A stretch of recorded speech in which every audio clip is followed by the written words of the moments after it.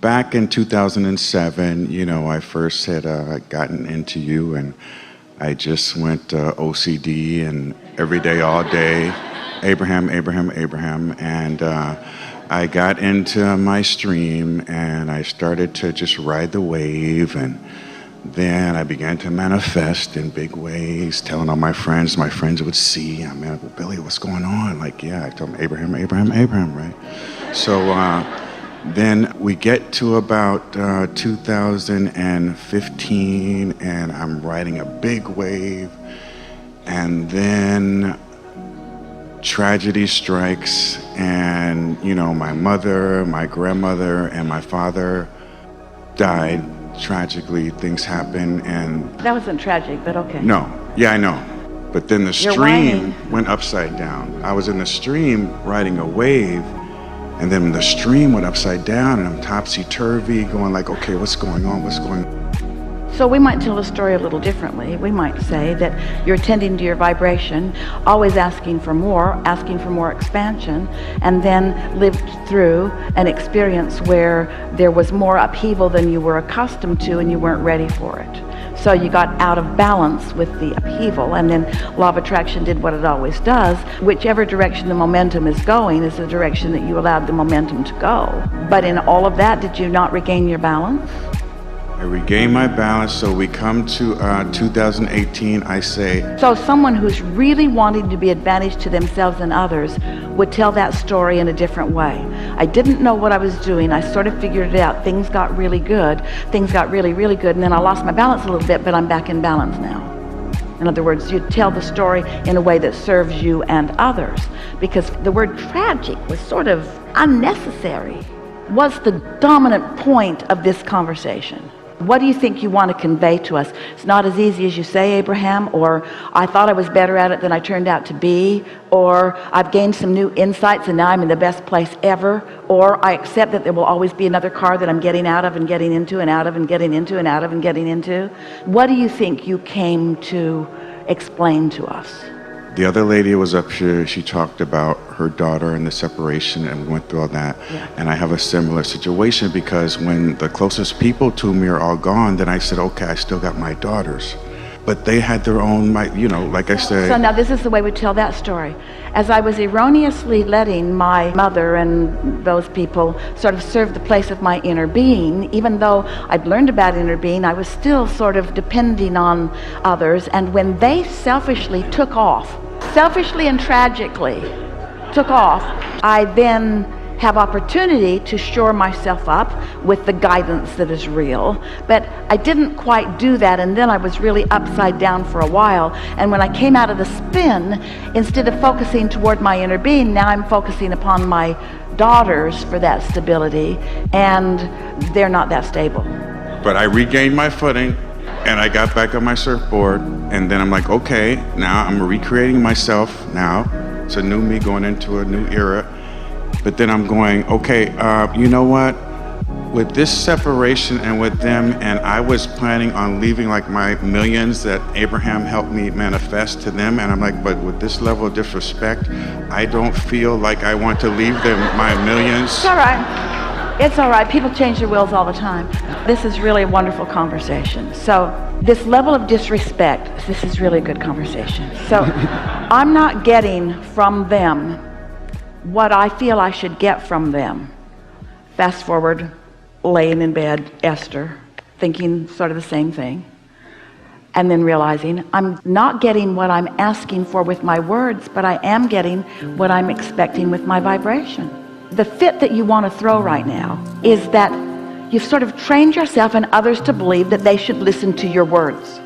But when your words don't match your vibration, you know what's going to dominate? Your vibration. And what you're getting is always coming from that dominant vibration. You got to find a way to make your words and your vibration match. You got to find a way to bring from them what you want to get from them. What is it that you want from them? What would represent the respect that you want to get from them? Love. So when you have targeted them as being disrespectful of you, are you offering love? You're not offering love. In other words, it's like Esther standing at the baggage carousel and all the bags have come off and hers isn't there. the thing's going around and around and around and around, and now it's another flight, and her bag still isn't there. And she's feeling worried.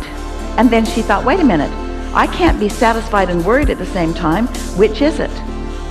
Well, I want to be satisfied. And so I'm going to find a way of being satisfied around the bag issue. Because I can't get what I want when I'm worried, and you can't get what you want when you don't feel love or when you feel disrespected. You can't get love when what you are projecting, when what you're oozing is a feeling of being disrespected. You can't get love when you've come to the conclusion, you disrespecter, you should love me, you disrespecter. I want love from you, you disrespecter. I want love from you, and I want love from you right now, you disrespecter.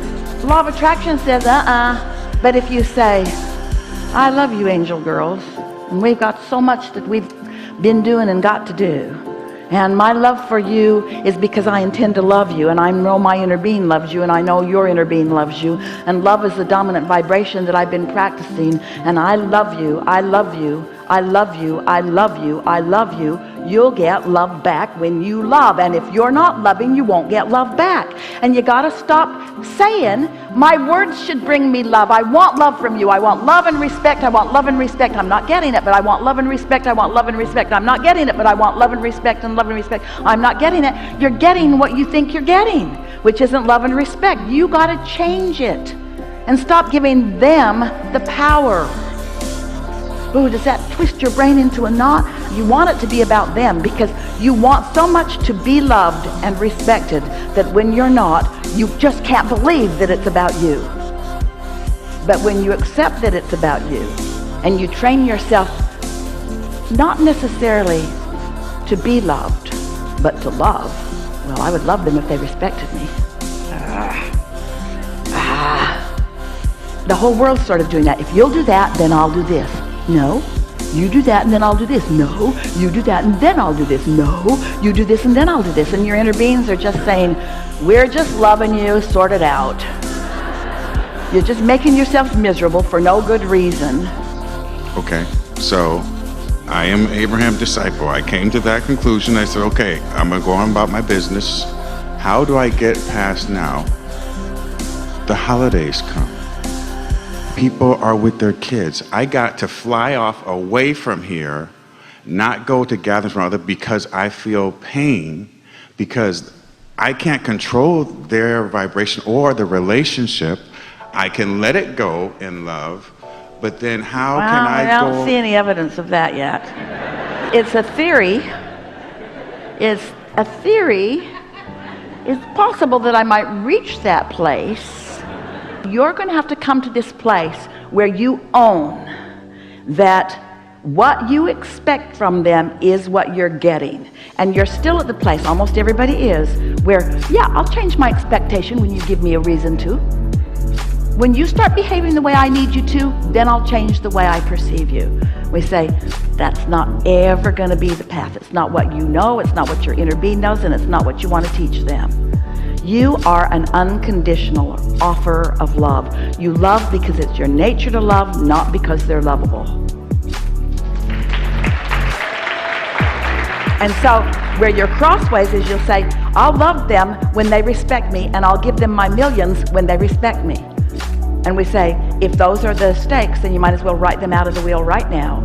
The last thing that you want to do is control their behavior on the promise of millions. How awful is that? You don't want to control them on the basis of anything. You want to be in the vibration of love that is you, and maybe you'll meet them there and maybe they won't, but if you stay steadily there, you'll meet them there. If you're offering a vibration, let's say you are the broadcaster from the radio tower and you've got a big tower and a big signal and you're blasting it out in the airways. Only those who turn their radios on and set their dial at your frequency are going to hear you.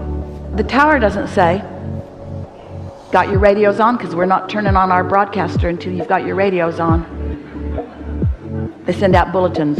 Everybody in the area, turn your radios on and set it to, and then we'll broadcast. They just broadcast. And because they're steady in their broadcast, Then they pick up their audiences. Sometimes their audience stumbles across them. Sometimes their audience was just surfing around. They didn't even know they were looking for them, but they found something they liked there. Your inner being is always offering this vibration of love, which means sometimes if you're in the vicinity, you can hook up with it and you feel great. And you want to do the same for the people in your world. You want to be tuned in, tapped in, turned on to your source and flowing it, which takes some focus and some deliberate intention and some awareness of how you feel, until you're just offering that vibration and offering that vibration. And sometimes they'll be in the vicinity and you'll have a real good time. And sometimes you'll be there and they won't be there.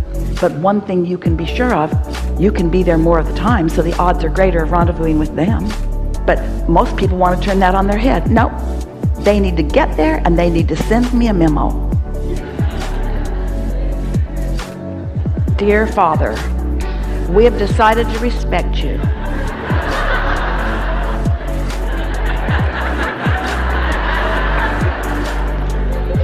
So think about it. Think about it not just being your children. Think about it being the world at large, humanity at large. And think about how if you are living conditional love, which most people are, which means if they are behaving in a certain way, when you see things that make you feel good and you look at them, you feel good. And then the tendency is to say, I want to promote more of that. I'll vote for that. And when you see things that cause you to feel bad, you say, I'll vote against that. But what you don't realize is you're voting for whatever you're giving your attention to, because that's the way you really cast your votes. Think about your two options. All right, I am one who loves conditionally, and I deserve and demand respect from the masses. So I'm going to send out a massive group email announcement. I'll get on all the platforms. There's a lot and more coming every minute. I'll get on all the platforms and I'll send my face out over the airways, and it will say, when you see this face, this is what I need from you. And when you see this face and you project this to me, then you'll get a nice corresponding response from me, because I am living conditionally. So give me the condition I want and you'll get from me what you want. That's a lot of emails. That's a lot of correspondence. That's a lot of stuff that's not ever going to happen, is what that is. Or you could say, I have an inner being who loves, and I can feel when I'm in the vicinity of that and when I'm not, so I'm just going to practice being there as much as I can. That's all you got to do. Just practice being there until after a little while, you're just going to be there. And somebody can have an off moment and you'll just love them anyway, because your love for them is not dependent upon what they're doing in any moment in time. You give them the benefit of the doubt. You know, sometimes they're on, sometimes they're off. Maybe they know about their inner beings, maybe they don't, but words don't teach. Only life experience does. And wouldn't you just love to be the one in so many people's lives who they said about you, I just always felt better when I was with him. He just always made me feel better. That person always brought the best out in me.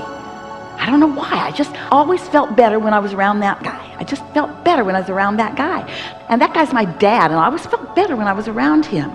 It was like I just always knew that he was offering love. Even when I knew I didn't deserve it, he still loved me. Isn't that what you want them to know about you? There's another story. If I don't do exactly what he wants me to do, he's going to write me out of the will, the sucker. That's getting you nowhere. You cannot demand or command respect. It's a flawed premise. You just can't. You can just offer love and get love back if they're in the mood, or offer love and not get love back if they're not in the mood. But if you're offering love, there's a whole world out there that's ready to meet you. And lots of times it won't be your family. It'll be a dog that just got a great treat. Or children playing in the airport, or it will be the timing of you coming out of a restaurant with people you love most in the world, and there being a rainbow that goes from there to there, just for you to walk into. The universe saying, here, we've made this for you. We thought you might like it. And because you were tuned in, tapped in, turned on, you met it in the moment of its offering to you. and you weren't dependent upon that person or that person or that person's respect, because the entire universe adores you, and you've got the respect of source energy.